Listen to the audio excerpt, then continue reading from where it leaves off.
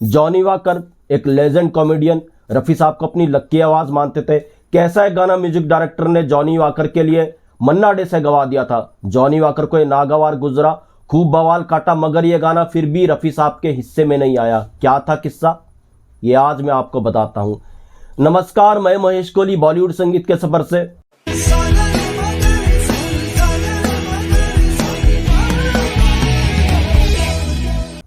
दोस्तों, इस किस्से से पहले समझना पड़ेगा जॉनी वॉकर और रफ़ी साहब के कोलैबोरेशन को। जॉनी वॉकर असली नाम बदरुद्दीन जमालुद्दीन काजी।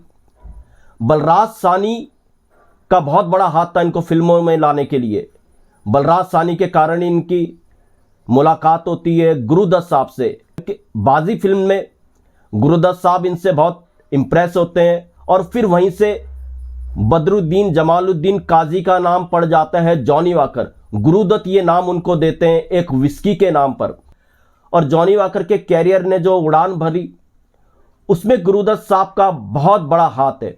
गुरुदत्त साहब उनको अपनी फिल्मों में ऐसा कैरेक्टर देते थे जो पावरफुल होता था और उसमें रफ़ी साहब की आवाज़ बहुत ज़्यादा इंपॉर्टेंट होती थी। रफ़ी साहब का जो कोलैबोरेशन था जॉनी वॉकर साहब के साथ वो शुरू होता है मिस्टर एंड मिसिस 55 फिल्म से। गाना था जाने मेरा जिगर किधर गया जी। जब ये रफ़ी साहब का गाना उन पे पिक्चराइज होता है तो जॉनी वॉकर साहब का जो कैरेक्टर था काफ़ी पावरफुल बन गया था और यहीं से जॉनी वॉकर साहब रफ़ी साहब को अपनी लक्की आवाज़ समझने लगे। ये सिलसिला आगे बढ़ रहा था और देखिए रफ़ी साहब के आवाज़ की अहमियत। प्यासा फिल्म में जो कैरेक्टर दिया गुरुदत्त साहब ने जॉनी वॉकर साहब को, तो उसमें रफ़ी साहब का गाना डाला गया कैरेक्टर को पावरफुल बनाने के लिए। गाना था सर जो तेरा चकराए या दिल डूबा जाए, आजा प्यारे पास हमारे काहे घबराए। इस गाने से ये कैरेक्टर वाकई पावरफुल बना। तो ये सिलसिला यूं ही चल रहा था। मधुमती हो, सीआईडी हो, रफ़ी साहब के जितने गाने जॉनी वॉकर साहब पे पिक्चराइज हो रहे थे सबके सब सुपर डुपर हिट हो रहे थे और जॉनी वॉकर साहब का कैरेक्टर वाकई रफ़ी साहब की आवाज़ से पावरफुल बन जाता था। तो ये कोलैबोरेशन था जॉनी वॉकर साहब और रफ़ी साहब का। 60s के शुरुआत की बात है। जॉनी वॉकर साहब एक फिल्म में काम कर रहे थे, उनका कैरेक्टर अच्छा खासा था। एक गाना जॉनी वॉकर साहब पे पिक्चराइज होना था जिसको म्यूजिक डायरेक्टर ने किसी और सिंगर से गवा दिया। म्यूजिक डायरेक्टर का नाम भी आगे बताऊंगा और सिंगर का नाम भी आगे बताऊंगा। जब जॉनी वॉकर साहब को पता चला कि ये गाना रफ़ी साहब से ना गवा करके किसी और सिंगर से गवा दिया तो उनके ये बात नागवार गुजरी।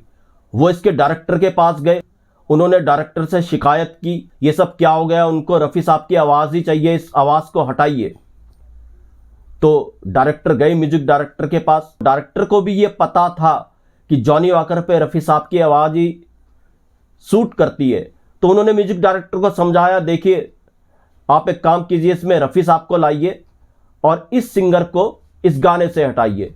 मगर म्यूजिक डायरेक्टर टस से मस नहीं हुए। ये लेजेंड म्यूजिक डायरेक्टर थे।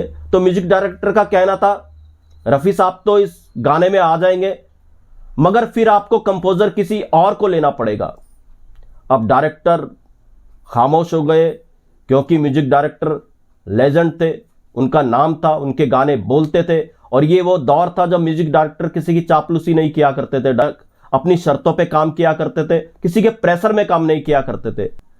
तो डायरेक्टर को लगा यही बेहतर होगा कि वो म्यूजिक डायरेक्टर की तरफ जाए ना कि जॉनी वॉकर के। तो उन्होंने जॉनी वॉकर को समझाया अगर इसमें रफ़ी साहब आ जाते हैं तो म्यूजिक डायरेक्टर इसमें म्यूजिक नहीं देंगे। अब जॉनी वॉकर भी समझ गए, बहुत बड़ा नाम था उन म्यूजिक डायरेक्टर का। जी हाँ, मैं आपको बताता हूं, ये गाना था फिल्म बात एक रात की जो 1962 में आई थी और गाना था किसने चिलमन से मारा नजारा मुझे। किसने चिलमन से मारा नजारा मुझे।